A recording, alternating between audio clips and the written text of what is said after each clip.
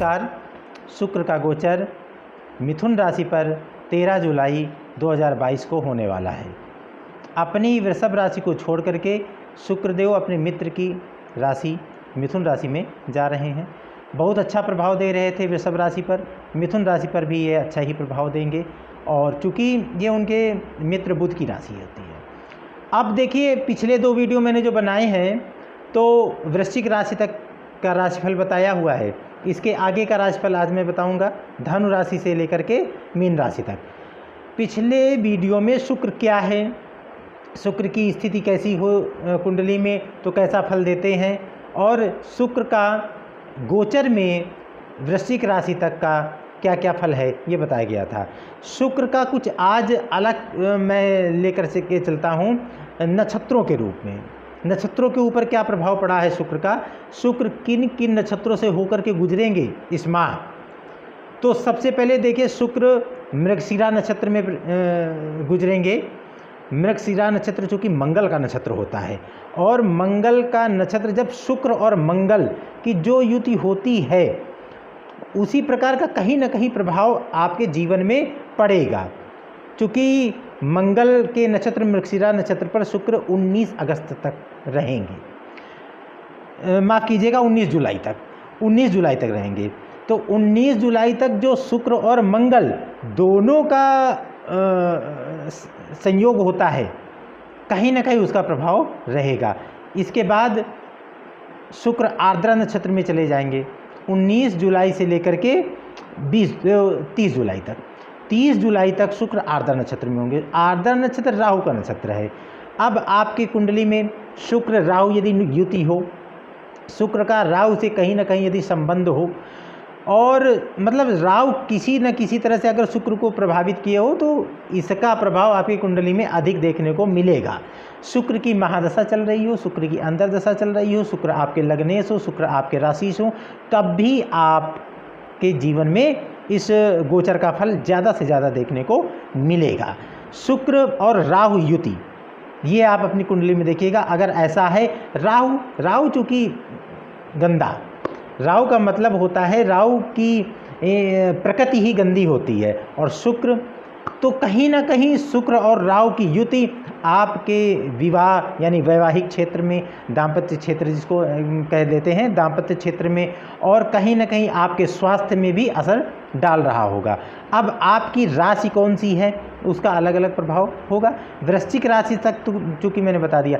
हाँ, तारीख जैसे 19 जुलाई से लेकर 30 जुलाई तक, इस बीच शुक्र चूँकि 20 डिग्री तक रहेंगे, तो चूँकि शुक्र का प्रभाव मध्य में ज़्यादा गोचर में मिलता है, यानी कि 10 डिग्री से लेकर के 20 डिग्री तक शुक्र का प्रभाव ज़्यादा मिलता है। तो आप समझ लीजिए आपके जीवन में जो राशिफल मैं बता रहा हूँ इसका प्रभाव 20 डिग्री जब तक शुक्र के नहीं हो जाएंगे, यानी 30 जुलाई तक ज़्यादा प्रभाव पड़ेगा। और 30 जुलाई तक आर्द्रा नक्षत्र में शुक्र रहेंगे। आर्द्रा नक्षत्र है राहु का नक्षत्र, यानी उस समय आपको ज़्यादा सचेत रहने की आवश्यकता है। अब देखिए, शुक्र की प्रकृति बताने की आवश्यकता इसलिए मैंने इस वीडियो में समझ रहा हूँ क्योंकि शुक्र की प्रकृति, शुक्र का स्वभाव, शुक्र की स्थिति पिछले दोनों वीडियो में मैंने कुछ विस्तार पूर्वक बतलाई है। अब इस वीडियो पे शुक्र का नक्षत्र के रूप में आपके जीवन में क्या प्रभाव पड़ेगा इस माह, ये बताया जा रहा है। इसके बाद देखिए 30 जुलाई के बाद शुक्र गुरु के नक्षत्र में, पुनर्वसु नक्षत्र में जा रहे हैं। वो प्रभाव अब देखिए, शुक्र पहले मंगल के नक्षत्र में रहेंगे, मृगशिरा नक्षत्र में। उसका प्रभाव शुक्र मंगल की युति की भांति आपके जीवन में पड़ेगा इस माह। इसके बाद शुक्र राहु के नक्षत्र में जा रहे हैं, आर्द्रा नक्षत्र में, यानी शुक्र और राहु इन दोनों का जो सम्मिलित प्रभाव है वो आपको देखने को आपके जीवन में मिलेगा। जैसे मैंने सचेत किया, वैवाहिक जीवन, दाम्पत्य जीवन में आपको सचेत रहना है। आपके स्वास्थ्य को लेकर के भी चिंतित आपको होना है। कहीं ना कहीं आय में यदि शुक्र और राहु का संबंध बन रहा है तो वहाँ भी आपको सचेत रहने की आवश्यकता होगी। व्यापार में भी यदि शुक्र और राहु का संबंध कहीं ना कहीं आपके बन रहा है, साझेदारी का काम, वहाँ भी आपको सचेत रहने की आवश्यकता होगी। कहीं ना कहीं राहु यदि गलत धन ला रहा है और शुक्र राहु की स्थिति, तो 30 जुलाई तक आपको विशेष सतर्कता बरतने की आवश्यकता। इसके बाद इसके बाद गुरु की के नक्षत्र में पुनर्वसु नक्षत्र में शुक्रदेव प्रवेश कर जाएंगे। अब जब गुरु के नक्षत्र में शुक्रदेव गोचर कर रहे होंगे, गुरु के नक्षत्र से होते हुए शुक्रदेव निकलेंगे, तो वहाँ पर गुरु के नक्षत्रों का भी प्रभाव कुछ न कुछ शुक्र के ऊपर पड़ रहा होगा। तो वहाँ आप जो मतलब शुक्र और मंगल की युति, शुक्र और राहु की युति, यहाँ जो निगेटिव चीज़ें आपको देखने को मिली हैं वो कहीं ना कहीं पॉजिटिव होती हुई चली जाएंगी। बाद में आपको परेशान होने की आवश्यकता नहीं है। आपकी स्थिति जो मैं निगेटिव चीज़ बताऊंगा, नकारात्मक पक्ष आपके जीवन के आपकी कुंडली को देख करके इस माह बताऊंगा, वो कहीं ना कहीं 30 जुलाई के बाद सुधरेगी। क्यों? क्योंकि शुक्र गुरु के नक्षत्र अर्थात पुनर्वसु नक्षत्र में प्रवेश करेंगे। चलिए बहुत समय न लेते हुए सबसे पहले धनु राशि की बात करता हूँ। धनु राशि में शुक्र आपके सप्तम भाव पर गोचर कर रहे होंगे। सप्तम भाव में चूंकि आपका वैवाहिक जीवन, दाम्पत्य जीवन, मैंने फिर भी कहा दाम्पत्य जीवन पर विशेष सावधानी बरतने की आवश्यकता है। आपको पत्नी के स्वास्थ्य पर विशेष सावधानी बरतने की आवश्यकता है। कहीं ना कहीं पत्नी से मनमुटाव हो सकता है, वहाँ भी आपको सावधानी बरतने की आवश्यकता है। क्यों? क्योंकि षष्ठेश बन करके शुक्र षष्ठेश बन करके सप्तम भाव पर गोचर कर रहे हैं। कहीं ना कहीं आपकी पत्नी के स्वास्थ्य की चिंता आपको होनी चाहिए।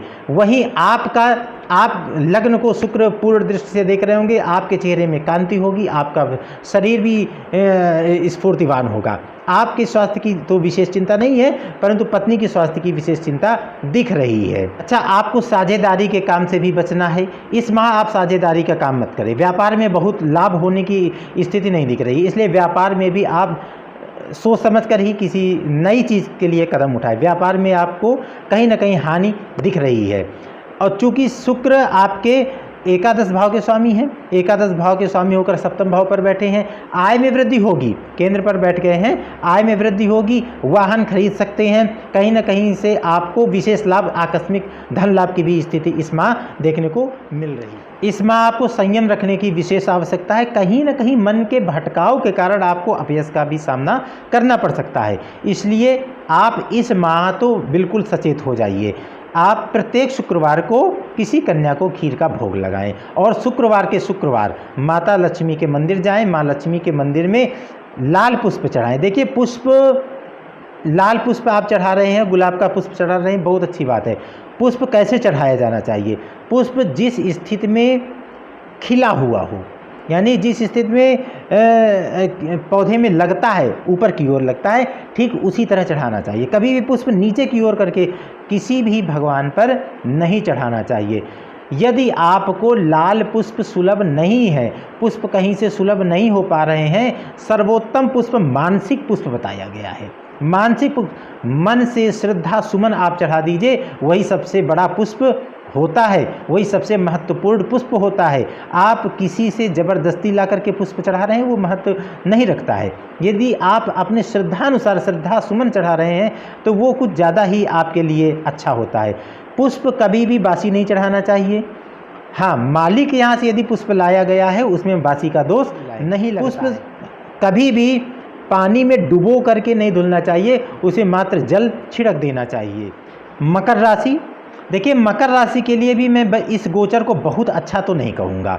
कहीं ना कहीं इसमें अच्छाई भी है और इसमें बुराई भी है। निगेटिव थिंग्स मुझको जो देखने को मिलती हैं तो मकर राशि में कुछ ज़्यादा ही मिलती हैं।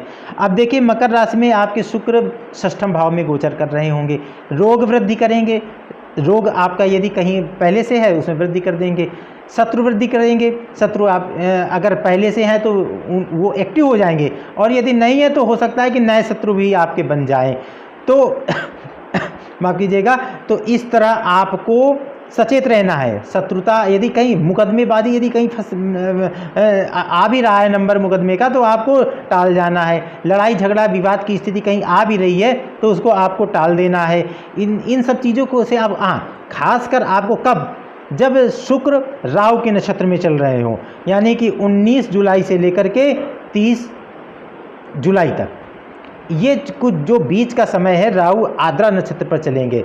इस समय आपको विशेष सावधानी बरतने की आवश्यकता है।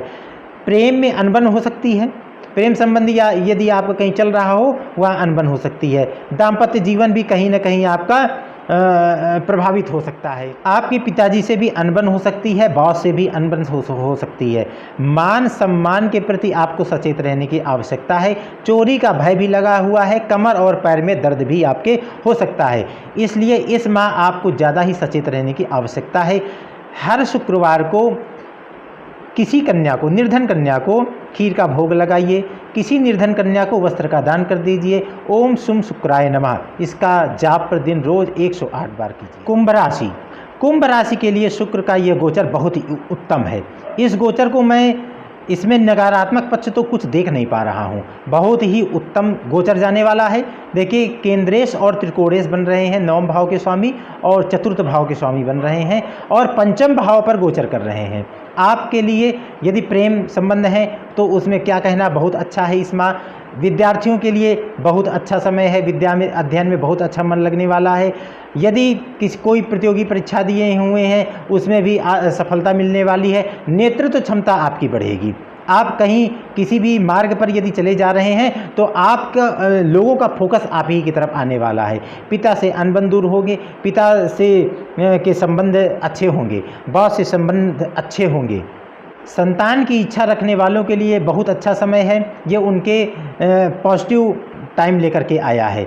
इसी प्रकार यदि देखा जाए वाक्पटुता, साहित्य क्षेत्र, पत्रकारिता क्षेत्र से जुड़े हुए लोगों के लिए, लेखनी क्षेत्र से किसी भी प्रकार से जुड़े हुए लोगों के लिए ये अति उत्तम समय है। मान सम्मान प्रतिष्ठा सब कुछ दिलाने वाला ये समय आपके जीवन में 1 माह के लिए आया है। आपको चूँकि बहुत अच्छा समय है, शुक्रदेव का आपके ऊपर पूरी तरह से कृपा दृष्टि है और माँ लक्ष्मी की भी कृपा दृष्टि है। प्रत्येक शुक्रवार को माँ लक्ष्मी में सुंदर और सुगंधित गुलाब का पुष्प चढ़ाइए और शुक्रदेव की ऐसी ही कृपा आपके ऊपर बरसती रहे। मीन राशि, मीन राशि में शुक्र का गोचर ये बहुत अच्छा या बहुत बुरा, दोनों चीज़ बराबर नहीं कही जा सकती हैं। यदि बहुत अच्छा भी है तो कहीं ना कहीं बुराई में भी इसमें शुक्र के गोचर में आएंगी।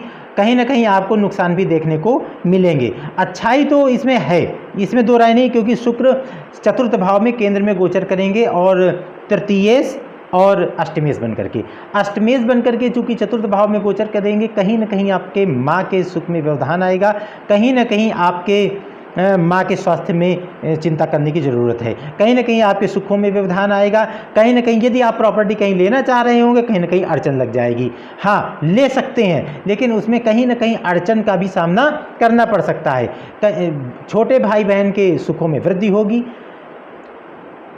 आय के नए मार्ग भी खुल सकते हैं, आपको यात्राएं भी करनी पड़ सकती हैं। यात्राओं में थोड़े सचेत रहने की आवश्यकता है। यात्राएं तो करवाएगा शुक्र, लेकिन यह अष्टमेश होकर के चतुर्थ भाव में गोचर कर रहे हैं तो कहीं ना कहीं चोरी का भय, अपने सामान की सुरक्षा के प्रति आपको विशेष सावधानी बरतने की आवश्यकता। चारित्रिक दृष्टिकोण से बहुत अच्छा समय है। आपका कहीं ना कहीं मान सम्मान ये सब बढ़ने वाली है। हाँ, गुप्त धन भी मिल सकता है, लेकिन आपको गलत तरीके से धन यदि कहीं से मिल रहा है तो आपको उससे सचेत रहना होगा, क्योंकि आपको ये ध्यान रखना होगा कि शुक्रदेव अष्टमेश हैं, अष्टमेश बनकर के सुख भाव में आए हैं तो कहीं ना कहीं आपके सुख में व्यवधान अवश्य पैदा कर देंगे। इसलिए आपको सचेत रहने की आवश्यकता है कि कहीं ना कहीं आपको गलत धन से बचना है। गुप्त धन यदि कहीं ना कहीं मिल रहा है, बहुत बार सोचना है तभी प्राप्त करना है। ये नहीं कि कहीं से मिल गया बस हमने ले लिया ना। मिल रहा है वो बात अच्छी है, लेकिन कहाँ से मिल रहा है, कैसे मिल रहा है, यदि हमको सही तरीके से मिल रहा है, हमारी मेहनत की कमाई मिल रही तो बहुत अच्छी बात है। आकस्मिक धन लाभ के योग बन रहे हैं। आप साहस में वृद्धि होगी, धन सम्मान सब कुछ मिलने वाला है, प्रेम संबंध भी अच्छे होंगे। आप प्रत्येक शुक्रवार को किसी माता लक्ष्मी जी के मंदिर जाइए, कोई भी देवी मंदिर चले जाइए और लाल पुष्प चढ़ाइए।